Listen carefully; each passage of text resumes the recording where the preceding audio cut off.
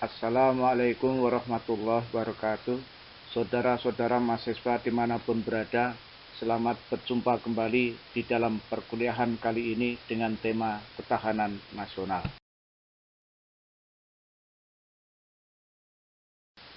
Ketahanan nasional suatu negara merupakan faktor penting dan determinan terhadap eksistensi suatu bangsa dan negara yang bersangkutan. Ketahanan nasional merupakan benteng pertahanan bangsa dan negara di dalam menghadapi dan memecahkan berbagai masalah yang dihadapi oleh bangsa dan negara yang bersangkutan, tak terkecuali bagi bangsa Indonesia. Hal ini penting mengingat ketahanan nasional tidak saja berkaitan dengan aspek keamanan dan ketertiban masyarakat saja, melainkan berkaitan dengan berbagai aspek kehidupan bangsa termasuk aspek penyelenggaraan negara dan pemerintahan negara.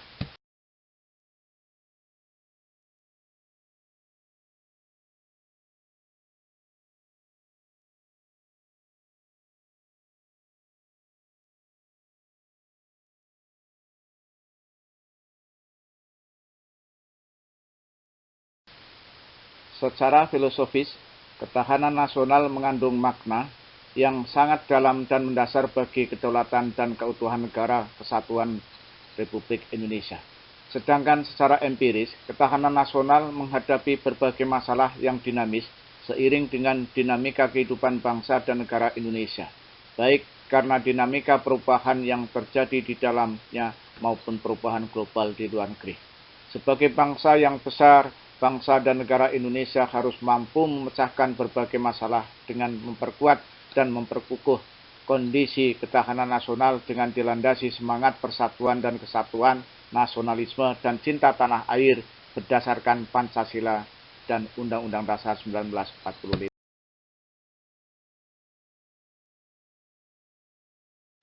Saudara-saudara mahasiswa dimanapun berada, bicara gagasan tentang ketahanan nasional bermula pada awal tahun 1960-an pada kalangan militer Angkatan Darat di SSKAD yang sekarang bernama Seskoad. Masa itu adalah sedang meluasnya pengaruh komunisme yang berasal dari Uni Soviet dan Cina. Concern atas fenomena tersebut mempengaruhi para pemikir militer di ESKD. Mereka mengadakan pengamatan atas kejadian tersebut, yaitu tidak adanya perlawanan yang gigih dan ulet di Indochina dalam menghadapi ekspansi komunis. Pengembangan atas pemikiran awal di atas semakin kuat setelah berakhirnya gerakan G30S PKI. Pada tahun 1968, pemikiran di lingkungan SSKAD tersebut dilanjutkan oleh Lemhanas, Lembaga Pertahanan Nasional. Dalam pemikiran Lemhanas tahun 1968 tersebut telah ada kemajuan konseptual berupa ditemukannya unsur-unsur dari tata kehidupan nasional berupa ideologi, politik, ekonomi, sosial, dan militer. Pada tahun 1969 lahirlah istilah ketahanan nasional. Dalam konsepsi tahun 1968 dan 1969, ketahanan nasional Indonesia dikenal istilah Ipolexom atau Pancagatra. Sedangkan dalam konsepsi tahun 1972 diperluas dan disempurnakan berdasar Azas Astagatra. Sehingga konsepsi ketahanan nasional Indonesia rumusan tahun 1972 adalah sebagai kondisi dinamis satu bangsa yang berisi keuletan dan ketangguhan yang mengandung kemampuan untuk mengembangkan kekuatan nasional di dalam menghadapi dan mengatasi segala tantangan, ancaman, hambatan, dan gangguan, baik yang datang dari luar maupun dalam, yang langsung maupun tidak langsung, yang membahayakan identitas, integritas kehidupan nasional bangsa Indonesia. Saudara-saudara mahasiswa dimanapun berada, definisi bela negara adalah sikap dan perilaku warga negara yang dijiwai oleh kecintaannya kepada negara kesatuan Republik Indonesia berdasarkan Pancasila dan Undang-Undang Dasar 1945 dalam menjalin kelangsungan hidup bangsa dan negara yang seutuhnya. Sedangkan dalam situs resmi Dewan Ketahanan Nasional Republik Indonesia di jelaskan bahwa tiap-tiap warga negara berhak dan wajib ikut serta dalam usaha pembelaan negara dan syarat tentang pembelaan diatur dengan undang-undang. Kesadaran bela negara itu hakikatnya kesediaan berbakti pada negara dan kesediaan berkorban membela negara. Dengan melaksanakan kewajiban bela bangsa menjadi bukti dan proses bagi seluruh warga negara untuk menunjukkan kesediaan mereka dalam berbakti pada nusa dan bangsa, sekaligus menjadi bukti pemahaman mengenai bela negara.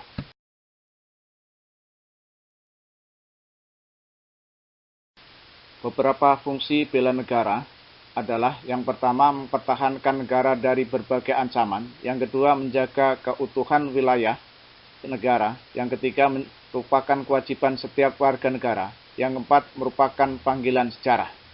Sedangkan tujuan bela negara adalah mempertahankan kelangsungan hidup bangsa dan negara, yang kedua melestarikan budaya, yang ketiga menjalankan nilai-nilai Pancasila dan Undang-Undang Dasar 1945, yang keempat berbuat yang terbaik bagi bangsa dan negara, yang kelima menjaga identitas dan integritas bangsa atau negara.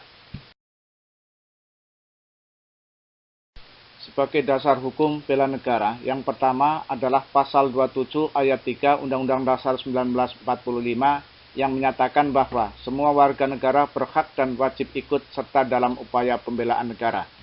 Yang kedua, pasal 30 ayat 1 Undang-Undang Dasar 1945 yang menyatakan tiap-tiap warga negara berhak dan wajib ikut serta dalam pertahanan dan keamanan negara.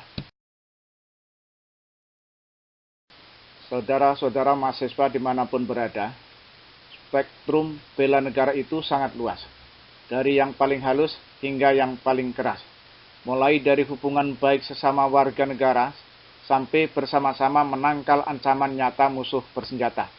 Tercakup di dalamnya adalah bersikap dan berbuat yang terbaik bagi bangsa dan negara. Konsep bela negara dapat diartikan secara fisik dan non-fisik.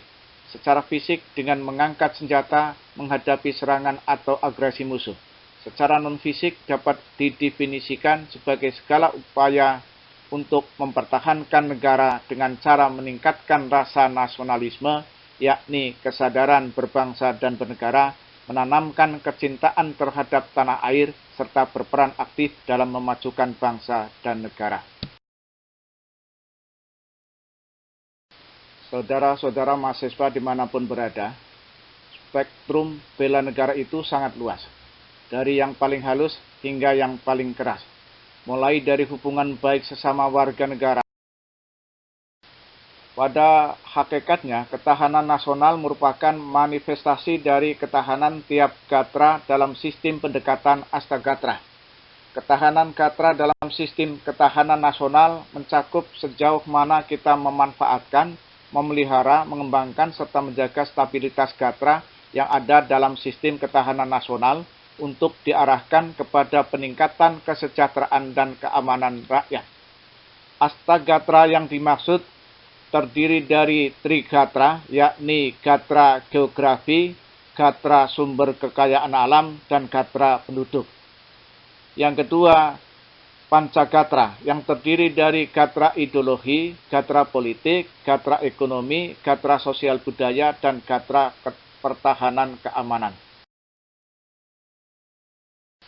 Saudara-saudara mahasiswa dimanapun berada, sebelum saya akhiri, saya ucapkan terima kasih dan saya pesan jaga kesehatan. Akhirnya saya ucapkan wassalamualaikum warahmatullahi wabarakatuh.